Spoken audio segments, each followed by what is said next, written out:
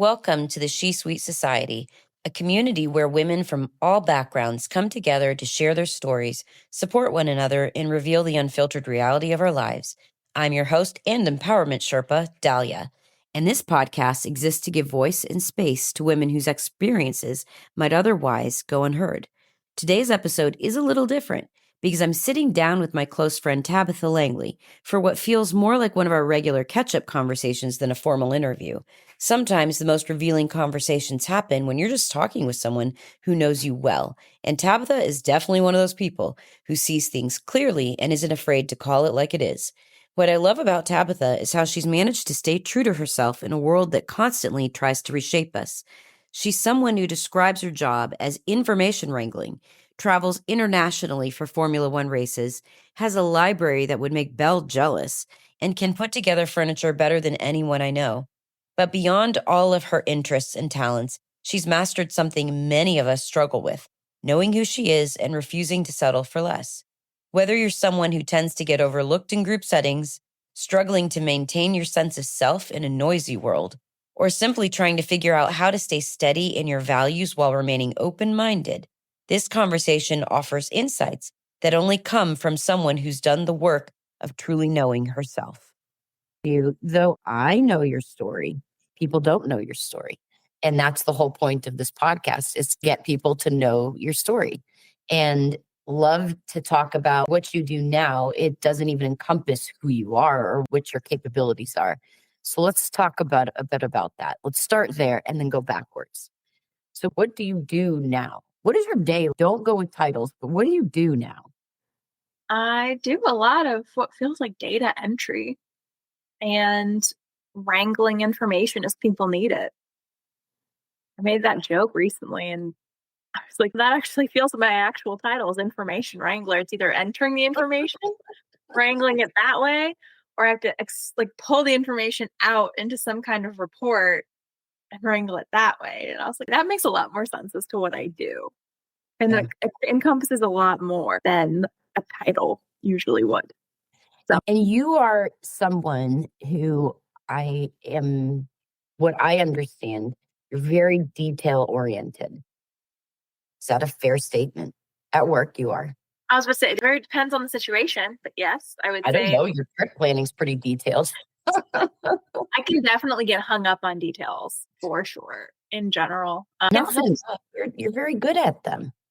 I'm sorry, rephrase. I let them trip me up. I'll get stuck on something and I'm like, oh, I can't get past this until I figure out either where this detail piece fits or does it need to be taken out, and I'll be stuck there. And then I have to walk away for a bit and then come back to it. And usually it didn't magically clear up, but my brain cleared up enough to where then I can move forward. So being detail oriented isn't always a great. So I guess not an easy route, I guess. The better way to phrase that. Fair enough. Okay. But there are some places where I'm really not. I'm just going with the flow. Usually it's not in a place where I don't feel the need to take charge. But in a work setting, it feels very much like you're still in the group projects of high school all over again. And no one's willing to jump in and do something. And I'm like, I don't want to be the person, but if I don't, this thing is not getting done. And then will get blamed for it. So, do you find that true in all the companies you worked at? Because I do. Absolutely. One giant project. More consistent things. That's a giant group project. You say that about this whole country too. It's a group project. We all failed. You can say that. And fair enough to say that that's one thing school actually taught us, is that in group projects, what role you would have. That's the real life skill that they taught when we should have been learning about taxes and stuff like that. How did everyone else in those group projects somehow end up in similar roles and in similar capacities as the rest of us? Truly, I don't know. Either they know some people, or I guess their charisma gets them really far. I'm wondering if they just probably make a better first impression than those of us that feel like we have to push ourselves to be in a certain position. Other people, oh no, just la-di-da. And they happen to. They just own it. Yeah. Because they're so good at faking that they know how to do it. It's the amazing thing, I guess. Mm. And I don't do that. So. No, I just noticed that, I don't know. Maybe there's a lot of company policies too that have been very lenient on holding people's hands and letting them work through things. And Mhm. then alternatively, I think we're seeing a lot of it. At least I see it posted all the time on LinkedIn about people vacating their jobs because they're tired of carrying the weight of 3 jobs or whatever Yeah. the case. You see that all the time. But you're not your job. You are not that. You Nope. also do yoga. You also travel. So let's talk about those two things. What got you into yoga? I feel like my high school had these, how in elementary school you had those field days where you would do the activities and stuff. In my high school, we did, I forget what the official name was, but it was a full day and you got to pick certain sessions to try out of just different activities or whatever. And yoga was one of them. And I tried it and I enjoyed that. Because I've always been kind of flexible. So I was like, let me try this, see if I like it. And I didn't, that was my first experience with it was in high school. And then left it alone for a while because I did other stuff in between. But then when I moved down to Florida for a couple years, I was like, no, I need to some kind of exercise thing. And I'm not a runner type person. I don't have the knees for that. And I found this yoga studio that was a block away from where I was working at the time at a hotel.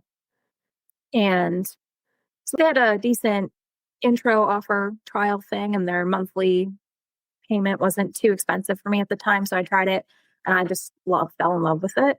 What I feel like a lot of people don't realize is that yoga is pretty much an exercise to teach you how to breathe.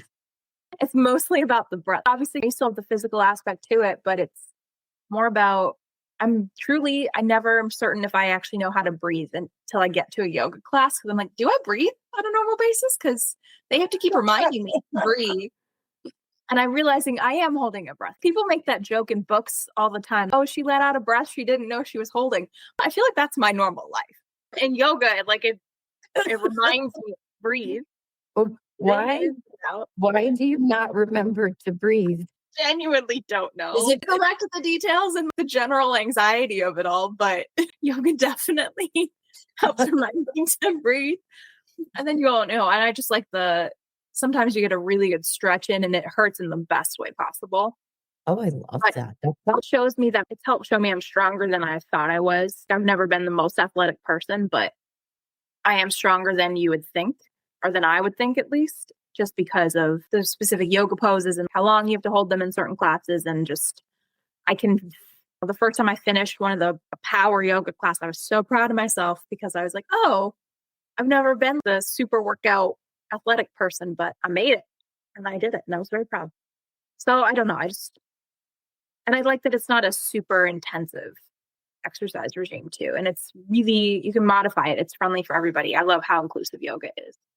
It's like a total body, mind, Yes. emotion workout, which is Exactly. very different, I think, from most other workouts. I can see that. I've not done it for reals. I've only done the 5 minute whatever thing. And I'm like, what is this? I must be in pain to work out. Old school. Right. I know. I have Yeah. issues, but no, No, sounds probably why I like it more because it is more all encompassing. Whereas if I go to a gym or something, my mind has plenty of time to wander and think about everything under the sun. But in yoga, I'm actually focused on, am I doing the pose right? It's easier. I'm not always a track mind kind of person, but it helps put me in that, at least yeah. for the hour I'm in class. No, I love that. So you've really stuck. What's really cool about that in particular, I know I've never told you this, is that you've stuck with that for so long. You're so religious about going to yoga and you make it a point to find it. And I've always admired that about you. I've never told you that, but I've always admired that. I thought that was really cool.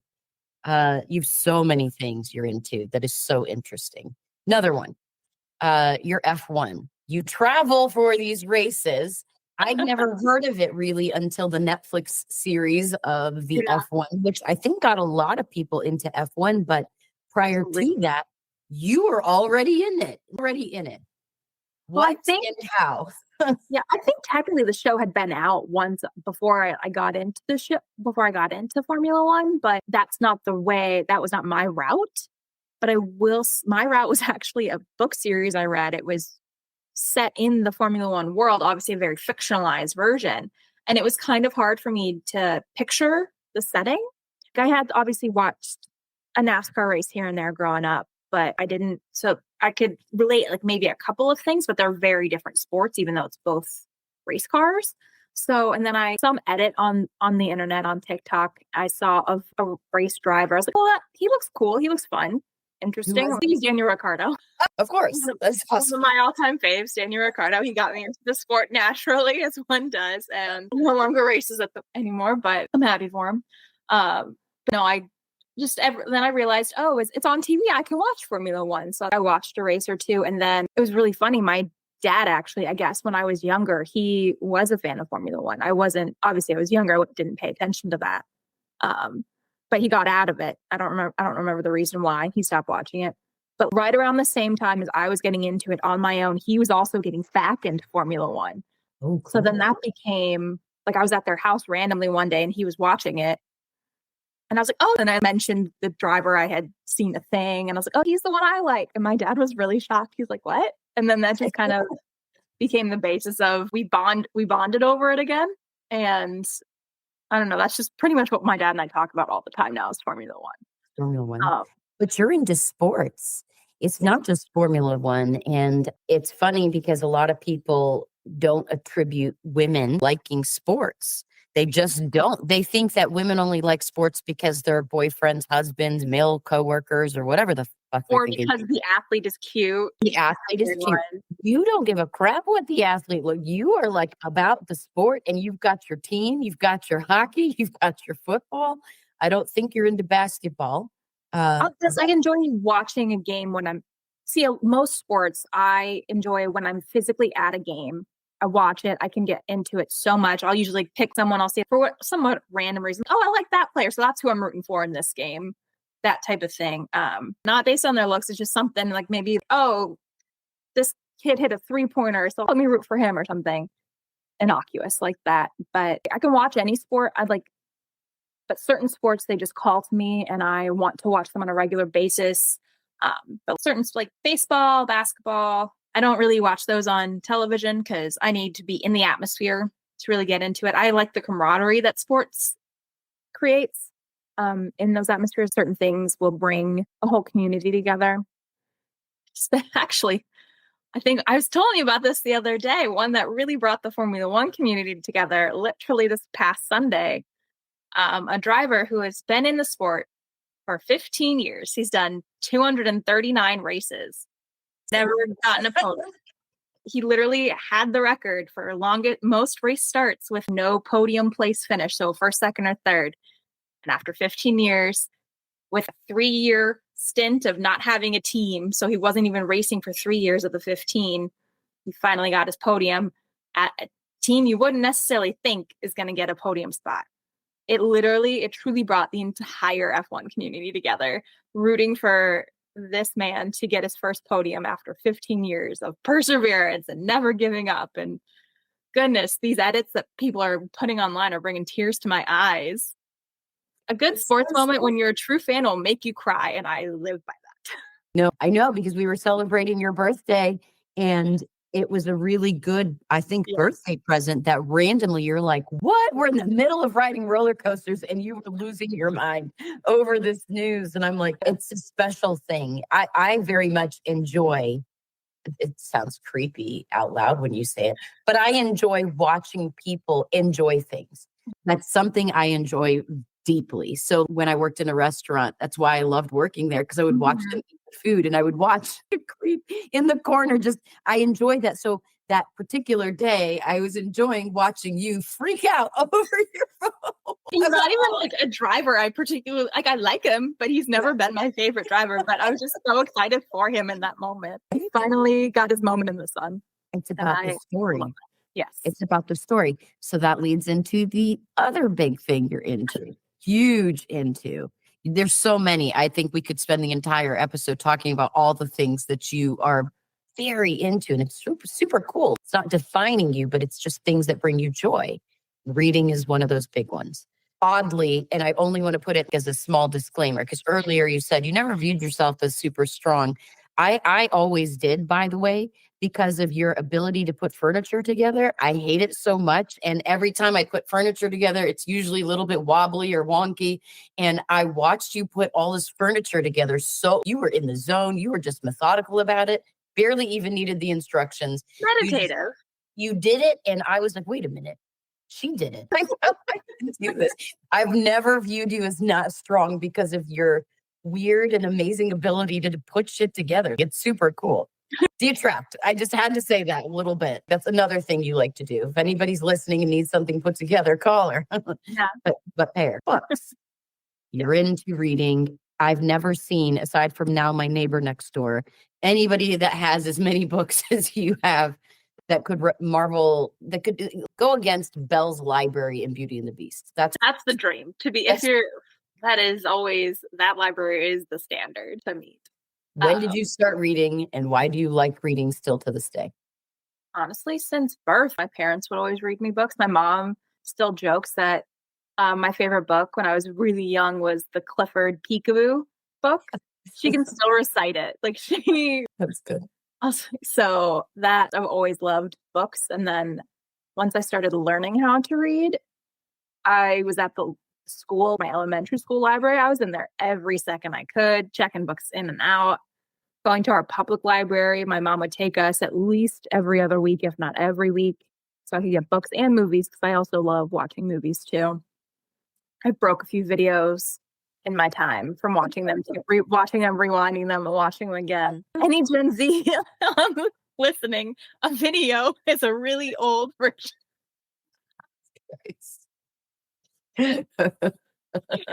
I'm just kidding. No, you're not. What a video or a tape recorder is. So it's okay. When you watch movies now, old movies, and it shows the person holding the video recorder or even a camera on their shoulder. And what is that? Right? My family had one of those, and my dad would just be walking around with it on his shoulder. And they don't understand how much technology has really exploded over the last, arguably, even 10 years. It's crazy if you look at movies just that. Go ahead. Sorry. Go ahead. That's us. We always get on tangents. But no, I don't know. I loved reading. I love losing myself in a story. Helps me not necessarily forget about my real life for the moment, but just explore other lives and other worlds. Definitely, I would say the book that solidified my quote unquote bookworm status would have been when, third grade Harry Potter. I binged those. I think the first 3 had already come out. I read them so quickly. And then when the 4th one came out, I devoured it and then continued on with that. But I wasn't necessarily a huge fantasy book reader outside of the Harry Potter series for a long time. And so a few years ago, actually, is when I really started to get into more fantasy books. But not obviously a young kid or young adult style, but the more adult fantasy books where there's a lot more world building and a lot more nuance to the stories, I guess. Not that there aren't nuances in young adult books, but just more relatable to me where I'm at now as a 33-year-old instead of where I was as a kid reading books. But I just love getting lost in a story. I love character development. That's probably my biggest one. I'm not necessarily a plot person that cares about a plot-driven story. I like a character-driven story. So a whole lot of nothing can technically happen in the book, and I'll think, oh yeah, that's fascinating, just because I'm really getting into the mind of a character or multiple characters, how they tick, why they're reacting to this situation in that particular way. That's what I usually look for in a story. So I know I'm not plenty of people like that, but there are people that are more plot driven. So that would drive some of the books I read would probably drive them bonkers. But no, very much err on your side. I do love a good plot. Yeah, don't be wrong. A good plot. I can't appreciate a plot if the characters aren't developing. Yeah, exactly. A lot of times I'll read a book and my biggest criticism, I feel like it's just there's not a lot of depth. I don't really understand the characters. It felt very surface level, even if the plot was fabulous or it pulled from source material, because everything borrows from everything else. So I read a book that was based off of one of my favorite movies, Roman Holiday, thinking, oh, this would be great. I love Roman Holiday. It's a classic story. But you really didn't get the character development throughout the story. It was how they were at the beginning of the story was mostly how they were at the end, with maybe a couple of tweaks. So it just wasn't my favorite, even though obviously I love the source material. But in Roman Holiday, there was a lot of character growth. So I hate it when things don't match. Yep. One last thing, your knack for decorating. People don't know this about you until out you or they Get invited to my house. or they get invited to your house. They have no clue how good you are at decorating. They have like no idea. Again, you're like our colleague where I'm like, Mr. Calling, should have done that. But you've got 1,000,005 callings. So do what you like, but you're very good. I know you didn't study that in college. I know in college you studied a lot of different things, but not interior decorating. Why are you so good at it? Where did you learn it? Is this just you born with it? Maybe Honestly, it's it feels like your dumb luck. Yeah. Or I just see something that catches my eye and I'm like, I like that. I think I can make that work and I'll just put it in my house. And it might just sit in a corner for a while until I have an epiphany for how something could work or look together. Maybe it comes from being chronically online as well. When Pinterest became a thing, I love just scrolling through Pinterest for a while. And so maybe just like absorbing a lot of that over the years. And again, I watch a lot of movies and television shows. So you get a lot of different ideas that way, even if you're not necessarily seeking them out subconsciously. If you're watching a television show with like the same sets, you're going to just start to put those things together in your head, I think. No, that's just you. I get too absorbed in like other things. I don't pick up on them. That's why my house looks the way. No, I'm kidding. And I just like things that are aesthetically pleasing. So Yeah, I mess around with things like not everything always works, but I feel like it does in your house.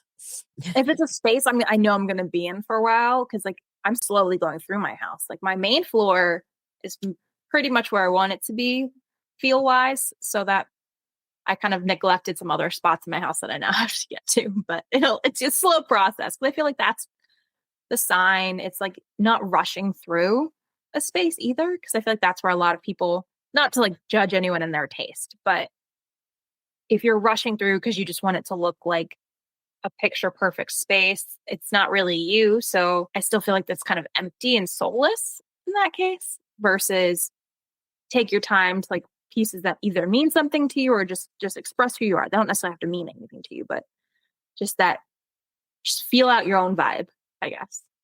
Which means you have to know yourself. And not a lot of people know themselves. I'm still Not a working on lot it. of people spend enough time to figure out what they like, what they're into, and really stay that course and know themselves. It's part of what birthed this whole podcast is losing yourself because life defines you instead of you defining you. How have you been able to remain so steady? Like you aren't somebody who lets life change you in a way that makes you no longer follow your own values and your core beliefs. You stay in your values and your core beliefs and you don't allow life to really shake you that way. I know it hits you, don't get me wrong, life hits everybody. But for you in particular, I've noticed you don't settle. You don't just walk away. Do you think you settle? You're making a face. I don't think you settle. No, I don't think I settle. I think A lot of people do. A lot of people, strong willed, weak willed, doesn't matter. A lot of people settle. You don't. no, I don't think I settle. I think sometimes I have like ideas of grandeur and then I'm like, you know what? I try to be a little bit more realistic about some things. Like and I wouldn't call that settling. I'd call that, you know what? This is the time. This is what's it's not the time for my grant like for something that I'm dreaming of grandeur yet. I need to still work towards that. So I like take that back sometimes, but I wouldn't say I settle. I'm more, I feel like it comes a lot from having a lot of alone time. Like I'm an introvert very much so. So keeping to myself, that means I'm not necessarily letting other people's perceptions drive me. It's your superpower. You use it as a superpower. Like I love hearing other people's perspectives and where they're coming from and why they think what they think. But because I do have the time to like sit with myself, I'm not always itching to be around other people. I'm very happy with my own company.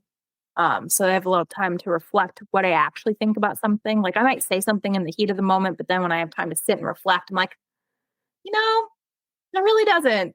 That's really not how I think about that situation. So, and I think again, I think it goes back to my love of reading. Is I've been able to expose myself to other thoughts and ideas and belief systems. So I just kind of helped build my own because I had the time to like go through those journeys through someone else's mind to help me decipher my own.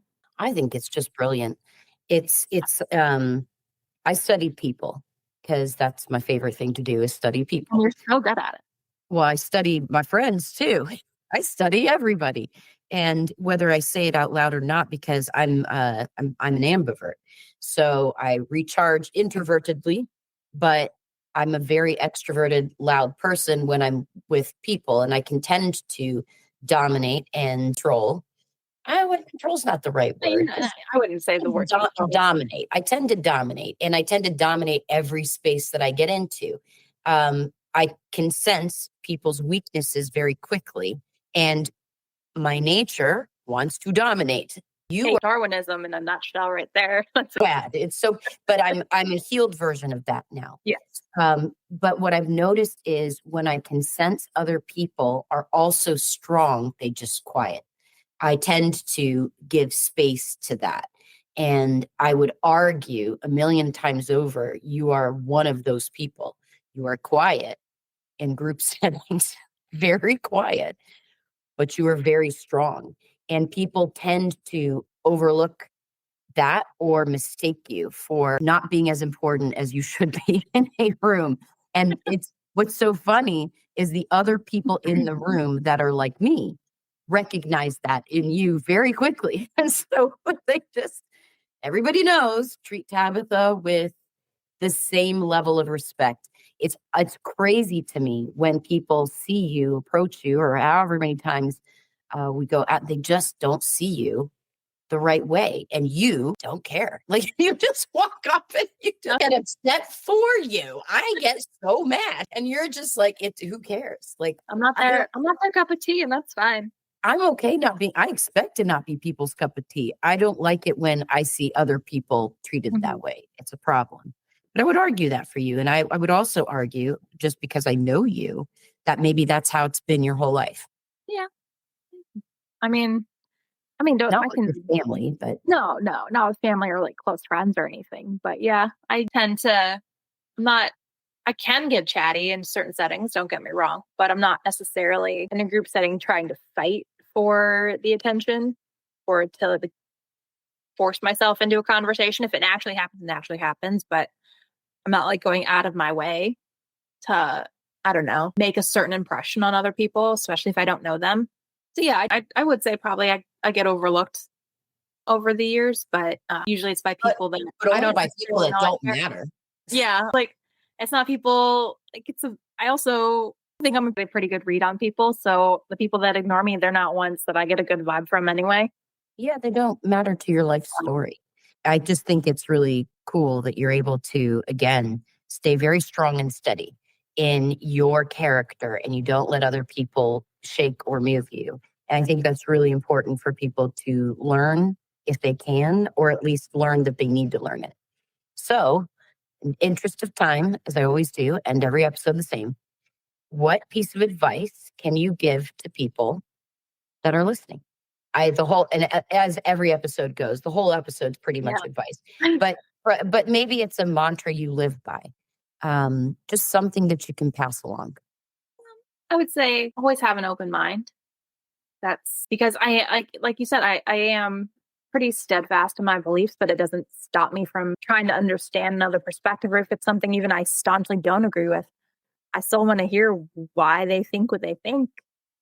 Because maybe there's a reason for that. That just always have that open mind. Just learn something new, try something new, because you could find a new hobby way later in life that you didn't realize that would take over your whole life, like me with Formula One, Yeah. where you're traveling the world and you're making new friends because of this. So don't ever just like let yourself get stuck. If you feel stuck, I don't know, try to seek something new out. Yeah, you can unstuck yourself. We're gonna coin that. Unstuck Yeah. yourself. Well, unstuck yourself. Stuck Yeah. yourself. Well, unstuck yourself.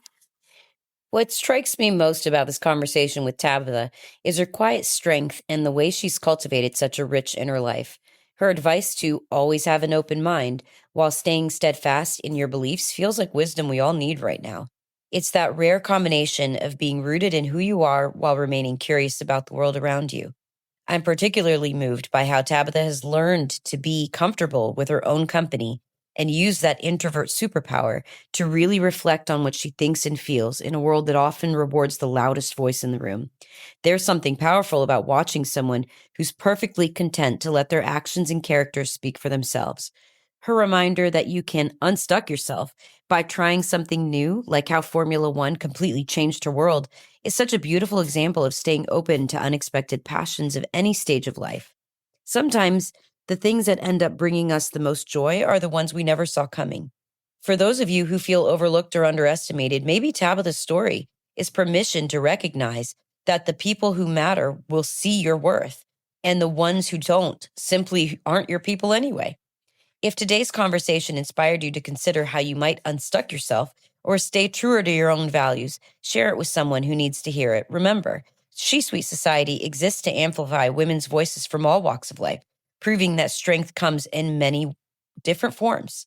Until next time, this is your host, Dahlia, reminding you that your life is your message to the world. Why not make it extraordinary?